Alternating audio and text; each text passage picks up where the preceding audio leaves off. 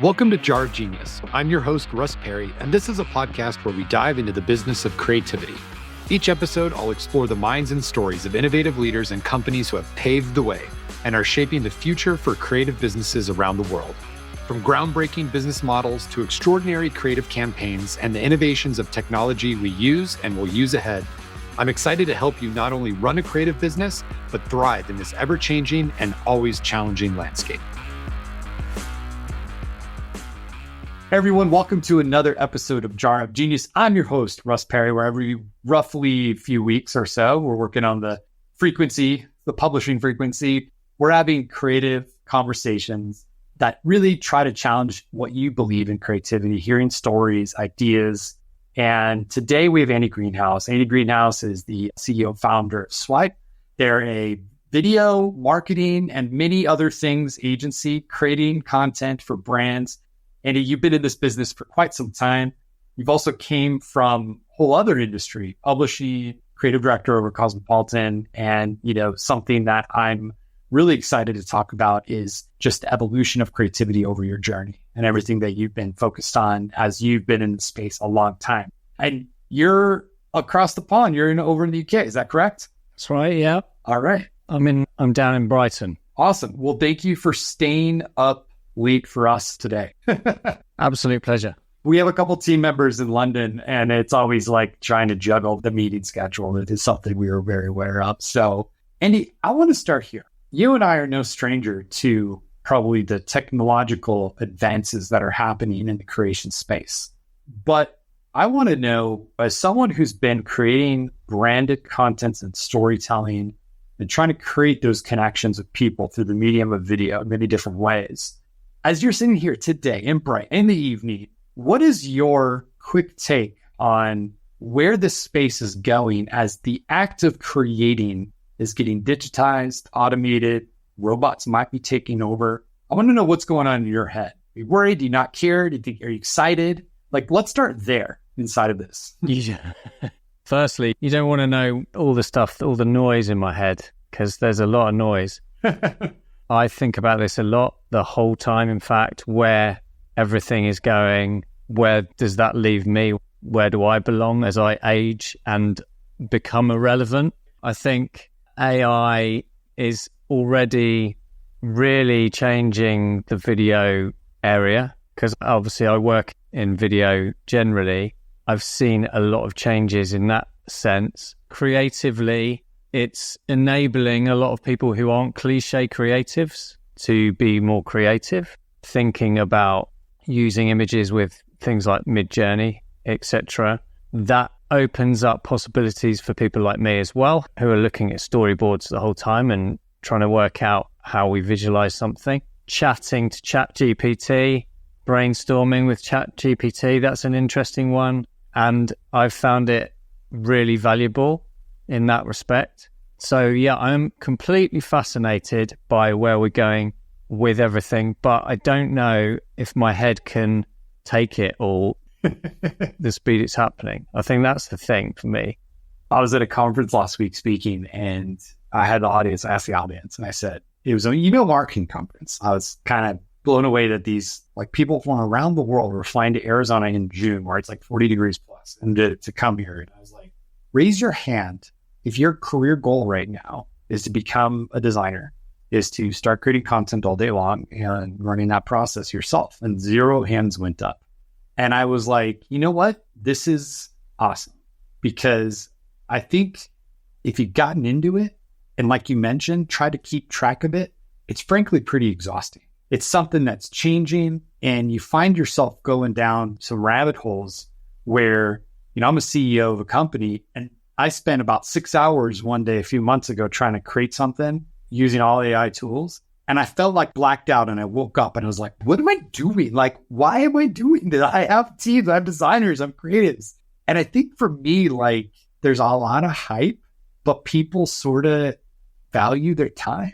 And even if it is faster, easier to do some pieces, it's a lot of process and separate tools and all of those things. And so I reflect on the same question, and I'm almost sort of giddy, because I think people are a little shiny object syndrome right now, but they don't realize to really pull all of this together it actually still takes a professional and a process. And probably what's the most important thing, the ideas, the story, the message, which is only going to be as good as what you're putting into it, right? Yeah, I mean, that's the fundamental truth, isn't it? It's like, I think what it's enabled possibly is people who haven't been in that area to discover, if we're talking about creativity, I'm in touch with a lot of people who aren't in the cliche creative space. I call it cliche creative space because I'm a cliche creative myself. But there are people who have discovered that they have tools, I suppose, that enable them to explore that space without fear.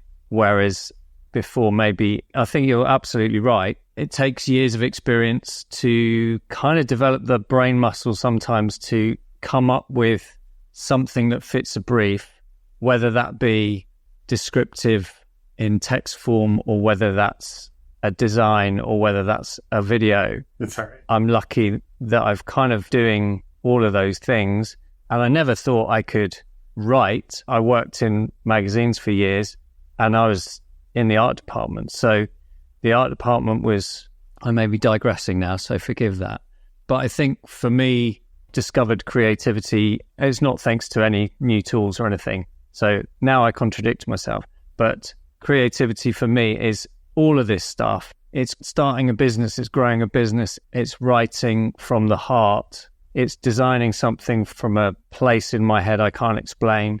I think where you're going now, kind of piggyback on it, is it's like there's a lot of parts to creation and there might be parts that just become really super easy. You know, like I think we remember kind of the boom of stock media, boom of photography, the boom of stock video. And everyone was like, gosh, this is horrible. And you're devaluing the industry. And guess what? There's still millions of successful photographers and millions of successful videographers. So I think there's a shift again, and, you know, we'll see some things change. Like if your main thing was video, was photography of men and women around a conference table writing on a whiteboard, your business was pretty demolished by stock photography because all of a sudden there was ample versions of that.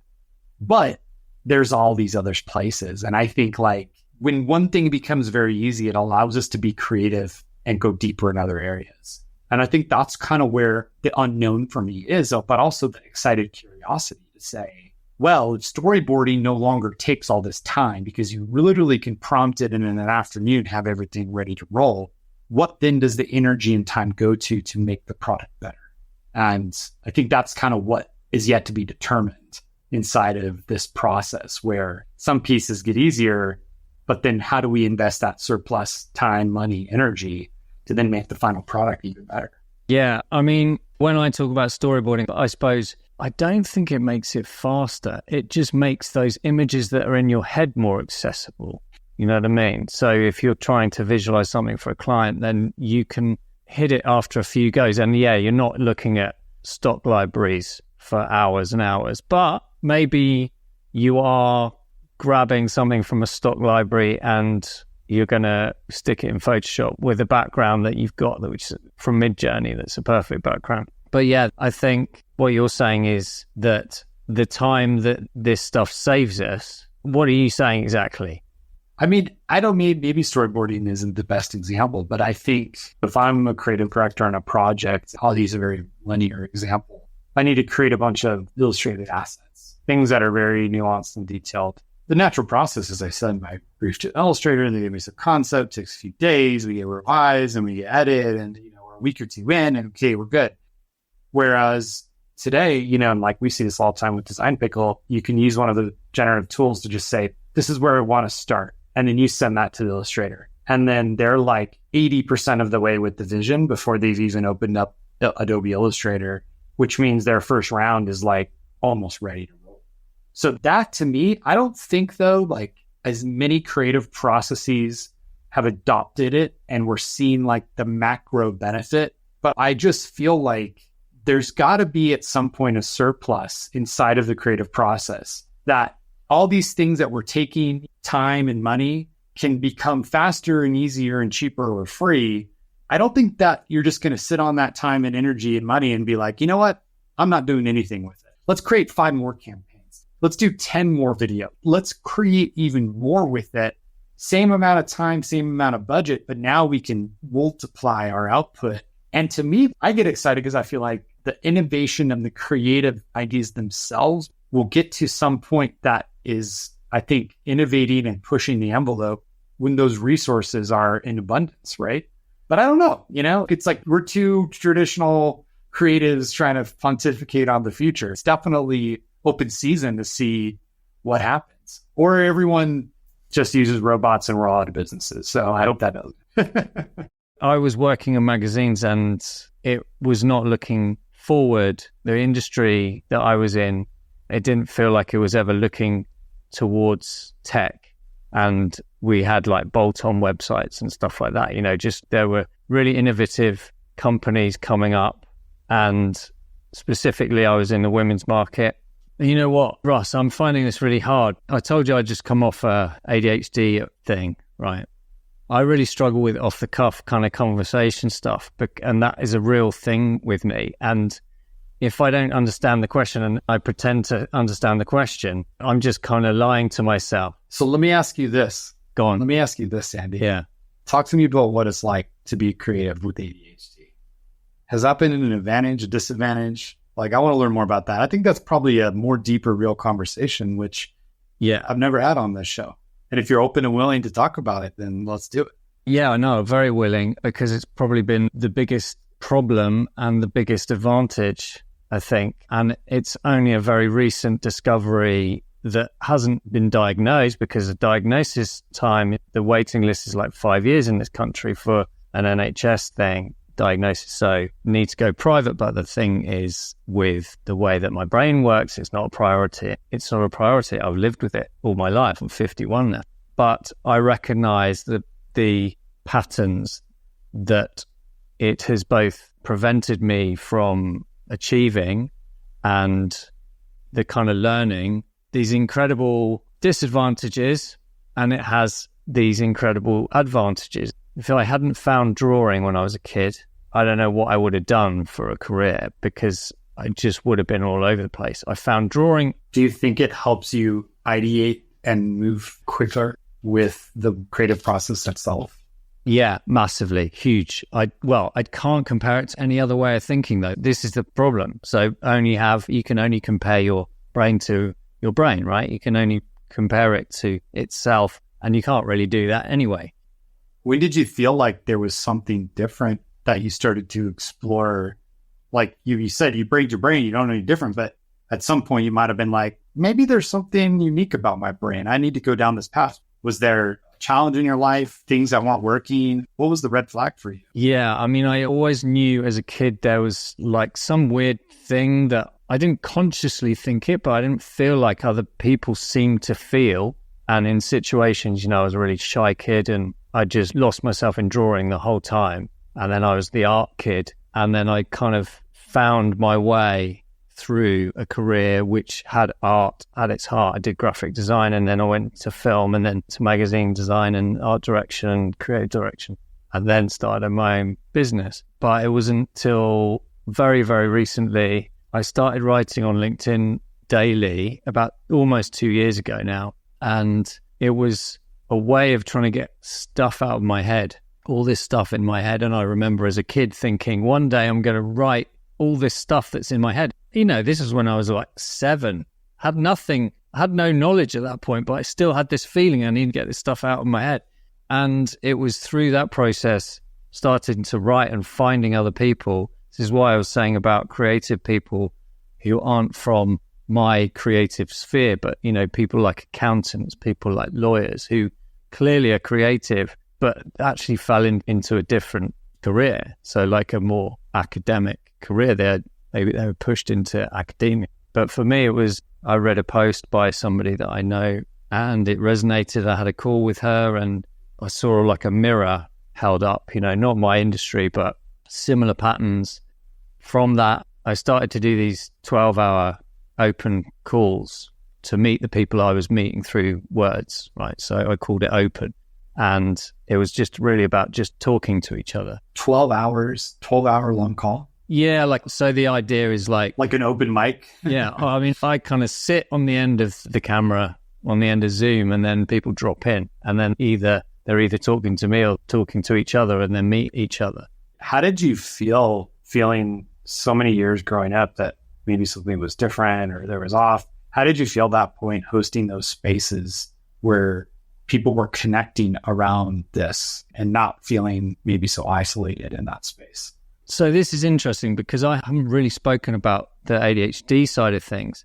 This is more about people resonating to people and tribes resonating to each other. So it wasn't specifically open to people with ADHD. That's literally been thinking about that tonight because I've had this ADHD support call, but it was really about people who were looking to talk to the people that they were meeting. And from that, I recognized just the similarities in a lot of people. A lot of people my age, bracketed between sort of, 45 and 55 sort of thing. There's an interesting life change, life stage, things are happening. And we're of a generation that didn't have a diagnosis for ADHD. So there's a ton of people who are under or over the radar. But the way I felt about the calls, amazing. Community, people I identified with, people who identified with me. I was just being myself. I was writing as myself. I wasn't trying to be this person that I thought I needed to be, like this, entrepreneur kind of guy that I really aspired to be, because I'd listened to all the podcasts, I'd listened to all the people talking, telling me what I should be doing and trying to do it. God, I've tried to do it over the years. And it's interesting because you do hit these frustrations all the time. And running a business yourself is not like being employed. I realized that. Oh, yeah. I mean, Andy, what's really interesting as I'm hearing you tell a story, which, by the way, thank you for being vulnerable. This is like one of the best podcasts we've done, probably, because we're actually talking about real stuff. And we're not talking about marketing. We're talking about AI. We can talk about that. It's fun. But what I hear is actually kind of, to me, what the truest form of creativity is that authentic expression of oneself. And it seems like, to me, you're still on that journey, digging into that and uncovering that, especially with the ADHD and other pieces. Massively. Yeah, I'm so early in it. Well, kind of early in it. But the thing about that call was an ADHD coach came on to that call completely randomly. I had a chat with her. Then I recorded a podcast episode with her for people who were ADHD curious like me. And then from that, she recommended a book called ADHD 2.0. And then I listened to that on my way to a video shoot up in Edinburgh. So it was like an 8-hour drive. It's nothing to you guys, but to us, it's like a whole day. That's decent. That's like to California from Arizona. Well, yeah, the worst weather here. But I was listening to this audiobook, and it was the first book I'd ever heard or read. Listening was easier. But first thing that really spoke to me, that really I felt like this was for me. And since then I went to the doctors and got referred. I haven't taken it further because one of the things that, I don't know, I can't speak for everybody, but I get racked with self-doubt and this possibility I might be wrong because somebody in a white coat hasn't said you are this or you are this acronym. But it is the self-expression thing that's been huge, massive for me. Yeah, it's really, I've kind of embarked on a lot of sort of personal projects around film and video and stuff, but around community as well. And it's definitely taking me in a different direction. Well, let me acknowledge, you and I did not talk about this before. This is an unknown topic. And I'd like to have you consider, the reason you're on this show is actually to talk about this, because you're going to reach a whole other audience that there may be someone who's listening to this. So if you're going to go to someone, your past self, right? You're listening to a podcast and you would want to share something with someone who's struggling with you, the uncertainty and the lack of clarity, trying to figure this out. What would you share with them to help them kind of discover what you have and find that maybe peace and understanding that has set you on this path?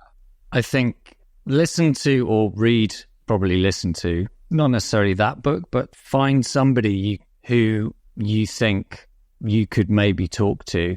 As in, I'm not talking about like a therapist or a coach or anything. I'm just talking about a human who may share that experience. Because there are people, say on LinkedIn, who are really good people who are kind of supportive of people who are going through that discovery period, I guess I would say, because they've been through it. There are people who exploit it, which I don't have time for, wear the label and exploit it and make lots of money off it. There are people who don't do that and incredibly humble. Andy, I don't want to put any pressure on you, so feel free to say no. But are you one of those people on LinkedIn that people could connect to and talk to? Is that something that we could post a link to your LinkedIn profile to see what you've been up to? Well, absolutely, completely. But I'm not in the best position to advise. I can just relate. Not recommended medical advice coming from Andy, everybody. Yeah. This is simply a human to connect with who's further down the journey than someone else might be. That's it. Yeah, I mean, maybe. That's the thing. I think it's tonight. I had, just before I met you, I had my first ever ADHD support group call, which I really felt like I identified with the people on there. And I'd never had a call like that before. You know, it's a really interesting, because there's a lot of gaslighting. I think that's the phrase, where there's a lot of talk about the bandwagon, ADHD bandwagon, people are diagnosing themselves or whatever. And it prevents you from believing what you think is the truth to some extent. And I think that is what I would say to people out there, because you will doubt yourself that you're thinking differently, because somebody else will tell you that you are just thinking like everybody else and there's too much noise in the world anyway, and there's social media and all that kind of stuff. But actually, brains do work in different ways, and the world is not set up a lot of the time for neurodiverse brains, really. Well, I'll share with you, I've been sober from alcohol for over 10 years. And my first step in that journey was listening to the voice inside of me that was saying, hey, there might be an issue here. Let's take this seriously. And that voice got louder and louder. And I remember vividly, my first step was being in a room with people who also were going through what I was going through. And I remember being in tears because I was so relieved to feel like I'm not going crazy. This is a thing. Life's fine. People are all walks of life going through this, and I can talk about it and they understand. So it's super amazing to hear that you're on that journey, that I'm excited to follow you on LinkedIn and see where this might become. Maybe you're going to become a new podcast host on a different topic. Who knows?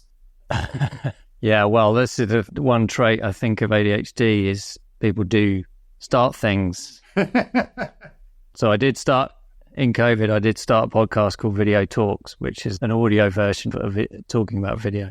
Maybe it's the distracted creative, a story of being creative in the ADHD and space. I don't know. We'll come up with some branding later on. I think there's a lot of creatives in that. Yes, I do think so. With that headspace, for sure. Well, and look, we try to keep these. I'm going to reaffirm this was actually an amazing episode. I know we were kind of getting to the heart of what maybe is a real topic, but I think our hearts brought us to that right place to share some valuable information. And I think in the spirit of the podcast, talking about creativity, talking about challenges, talking about all that, we nailed it.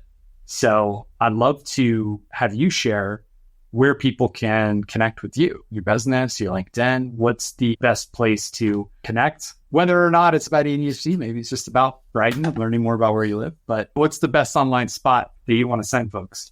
Well, it's definitely LinkedIn. It's just Andy Greenhouse is my profile, because I'm there every day and just kind of writing an experiment every day. And then, yeah, my company is called Swhype, which is SWHYPE. I don't know why it's spelled like that. We just decided that we wanted something that people couldn't remember. Awesome. Yeah, I mean, reach out. I'd love to hear from anyone, especially anyone who's kind of going through similar thing. That would be great. Andy, you just made my day with this conversation. I'm loving it. So everyone who's listening, I hope you got some value out of it. I hope you were able to hear and connect with this story. And for any of the links and connect with Andy online, you can go to our website, jargenius.com. We'll be publishing that. And Andy, I hope we can stay in touch and hear about your journey, man. Seems like it's the early innings, and I'm really wishing you luck and excited to keep in touch. Yeah, well, thanks, Russ. Really appreciate it. Yeah, appreciate your time as well. Thank you so much for listening to this episode of Jar of Genius, sponsored by Design Pickle. To learn more about the topics discussed, get access to any of the links mentioned, and submit ideas for future seasons, head over to jarofgenius.com. Now, if you enjoyed the show, you know the drill. A solid rating on your favorite podcast platform helps others find what we are creating and join the conversation. We'll see you next time, and never forget, creativity is your secret strategic weapon.